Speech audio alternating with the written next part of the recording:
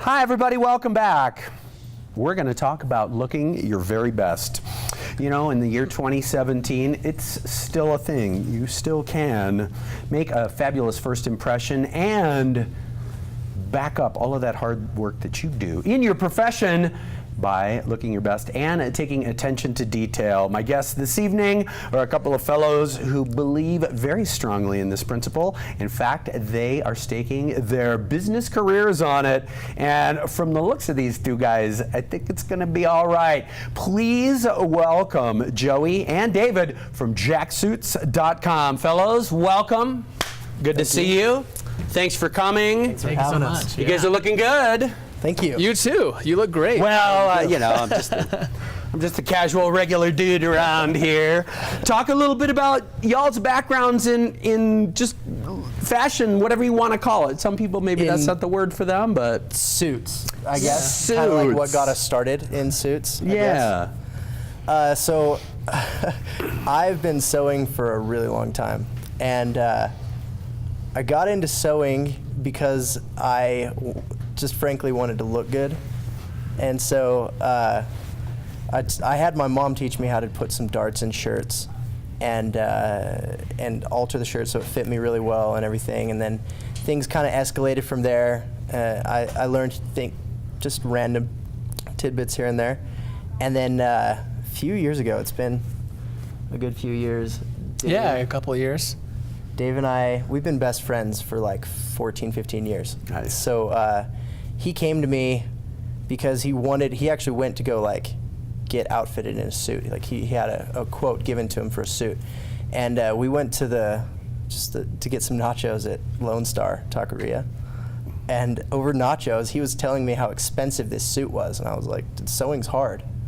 It's not easy to make a suit. There's a reason they're expensive. Right. And then he said, well, what if we could make suits not that expensive and still, because I just want to look good for like a reasonable price, which, you know, is kind of the basis for everything. And so we both kind of just said, okay, yeah, let's try it. Let's make this happen. Let's make it work.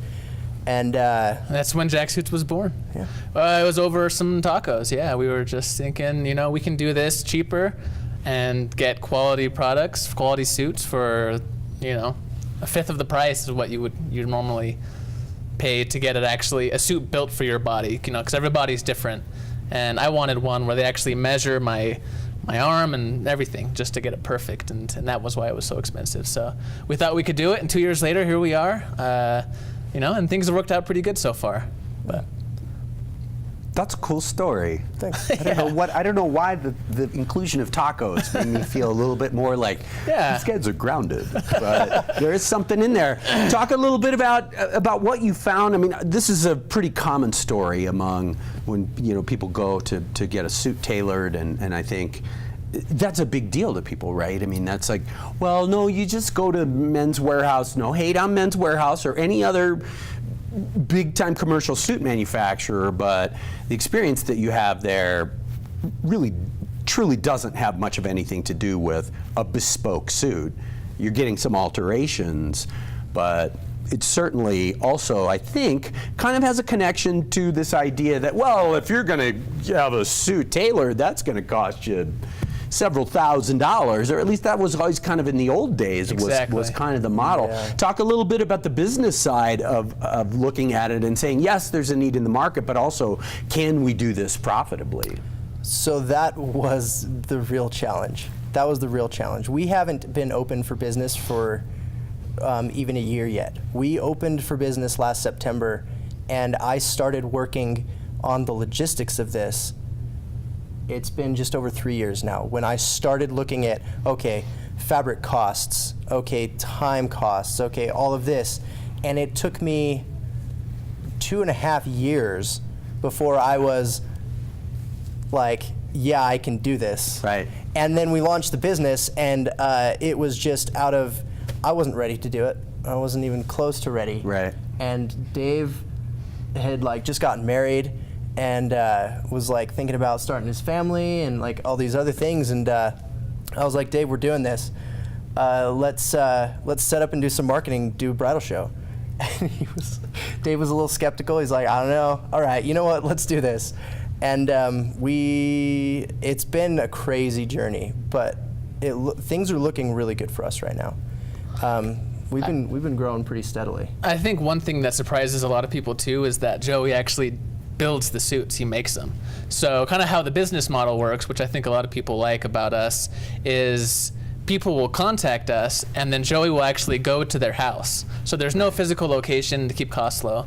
And so Joey will go there and take their measurements and then 6 weeks later bring back a suit in the fabric that they chose. And then they'll make sure that it fits perfectly, and if there's something that needs to be altered, he'll do it for free. And because it's, he's intimate with that suit almost because he built it. Absolutely. He made it.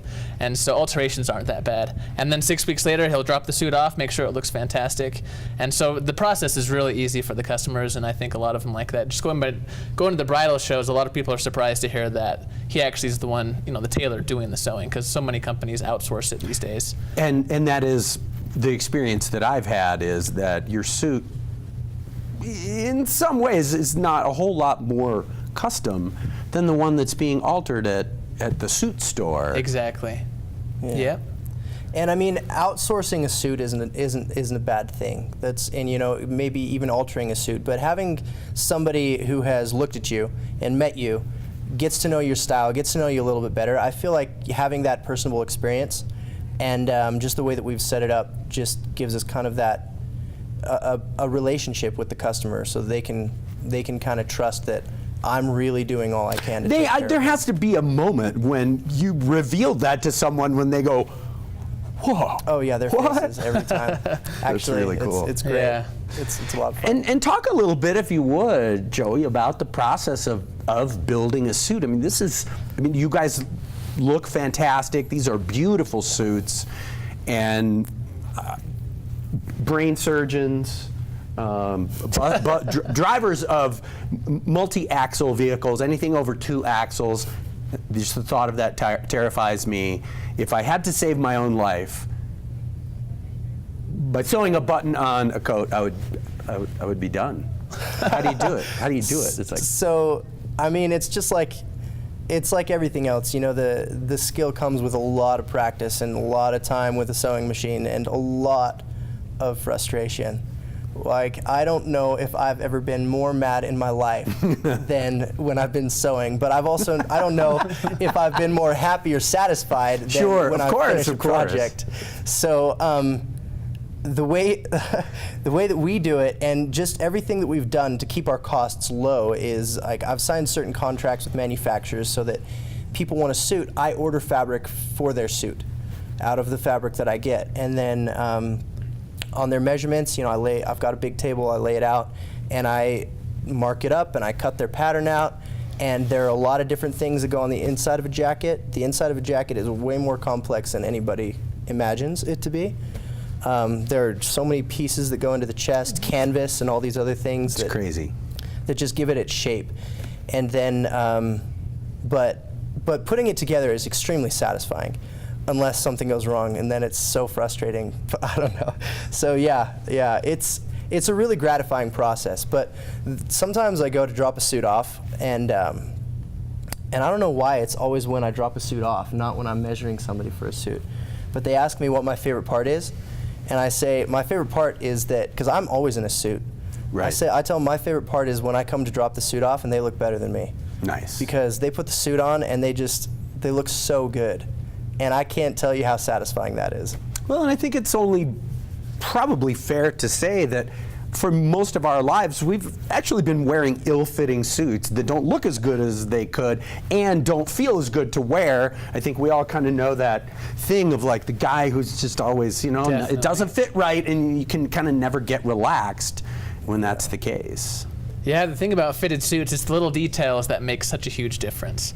And so if you go to a big box store and just buy a suit, and it's a little baggy in the shoulders or a little tight around the chest, and just those little things make such a huge difference. And that's the whole reason that I wanted a fitted suit in the first place, back when we brainstormed this whole idea.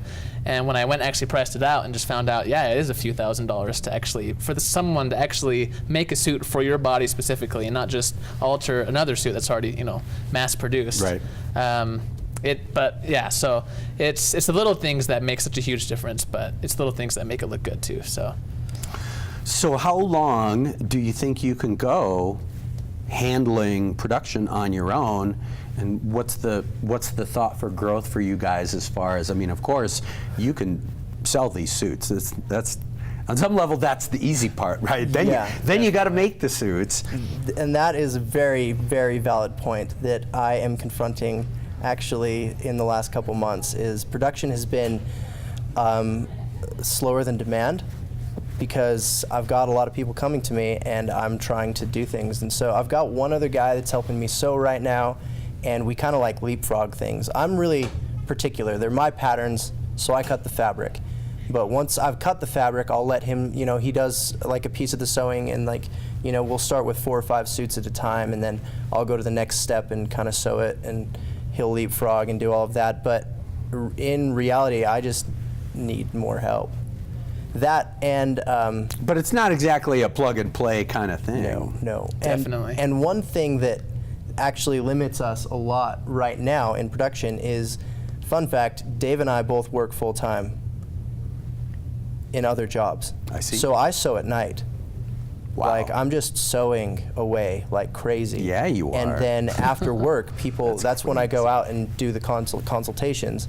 And then I go home and sew anytime that I can. And then I don't sleep. But so it's a challenge, but I think we're growing enough that I'm confident that we're going to get to this point where I don't need my other job. Sure. And that frees me up for 8 hours a day kind of thing, where 40 plus hours a week, where wow, I can sew so much more. I'm sure that sounds like a kind of a Christmas present to you, man. to just be able to get up and sew suits every day.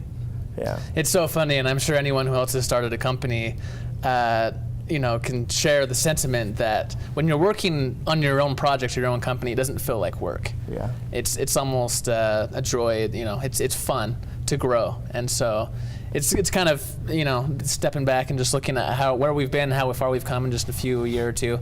The future is really bright, but honestly, as we get busier and as we have all these errands and tasks to do, just like any business owner knows, there's just so many things to do, and there's only 2 of us. That it doesn't feel like a burden. It's fun. It's fun. So Dave, you gonna? No, definitely not. No. Yeah. Specialization We know- of talent. Right. No! We know our fortes, and I don't touch a sewing machine, and he doesn't touch the code for anything. I don't touch computers. There's no reason. Yeah. I feel you. I do. So I mean, in the future, I'd love to have people that go out and can take measurements for me just here in the Valley. But at the same time, I can at least have some form of contact with the customer myself. For sure. So I can set it up so that we can expand throughout the Valley and maybe just throughout even the state.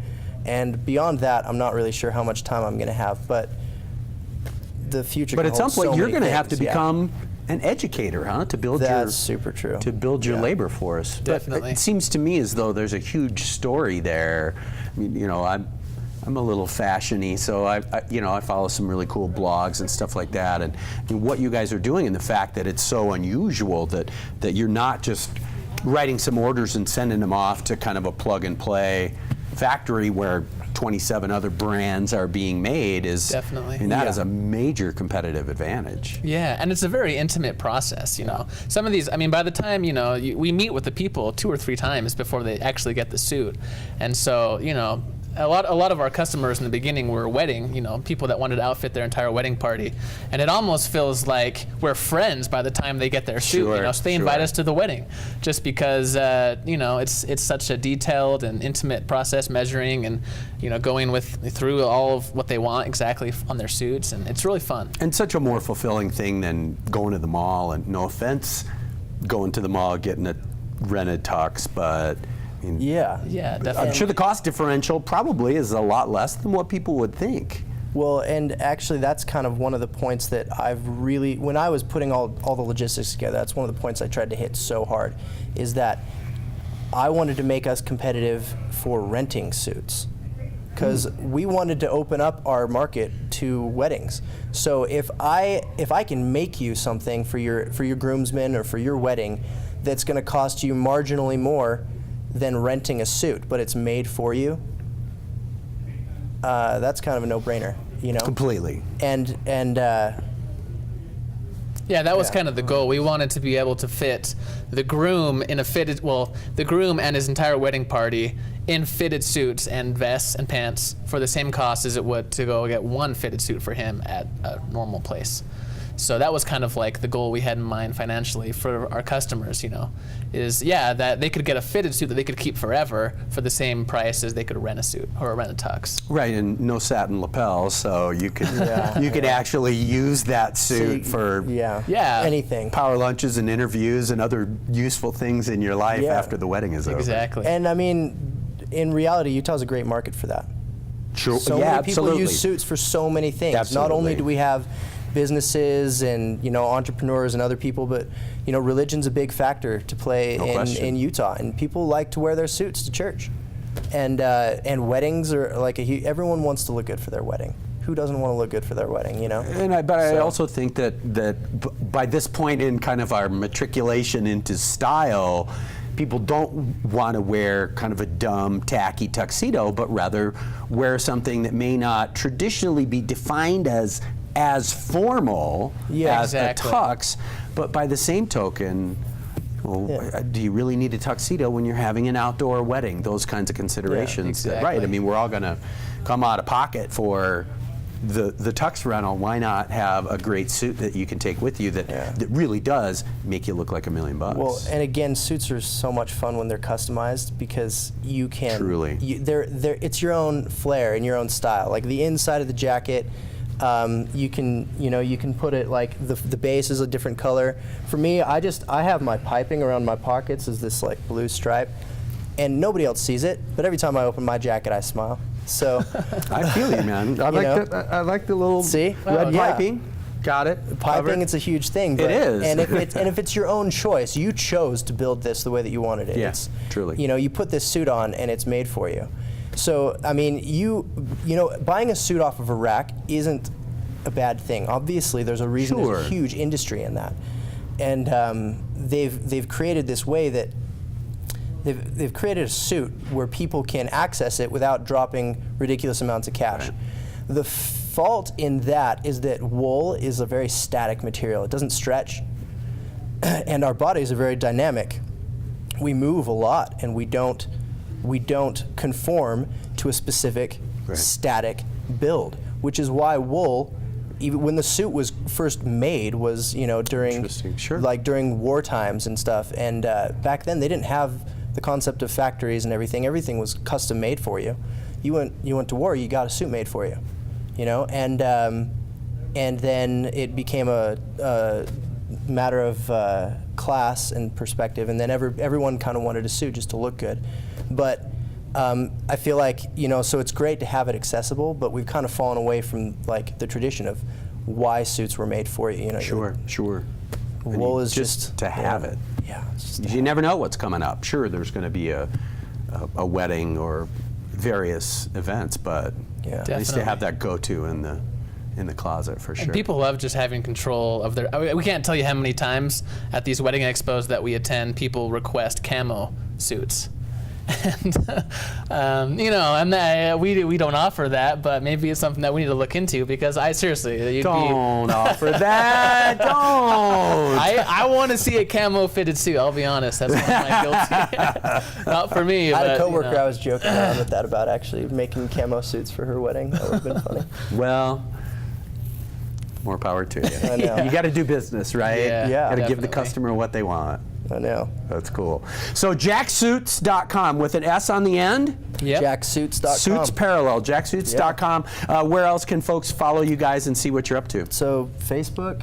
I would say Instagram is probably the best way to see what he's up to every day. Yeah. So I post every time I go out to measure somebody. I post on the story on Instagram, so you can see when I'm measuring people. You can see when I'm dropping stuff off. We're trying to post a little more regularly to the main feed of Instagram, but if you want to see what's going on, it's just because all the other tags have been taken, it's Suits for Jack is our tag for Instagram. Nice. Yeah. Suits for Jack. Fellas, I'm so happy for you. This is really cool. I feel your vibe, your excitement about this, and of course, it's hard work to start a business and to make it go. So passion is certainly an essential ingredient, and definitely, it's satisfying and fun though.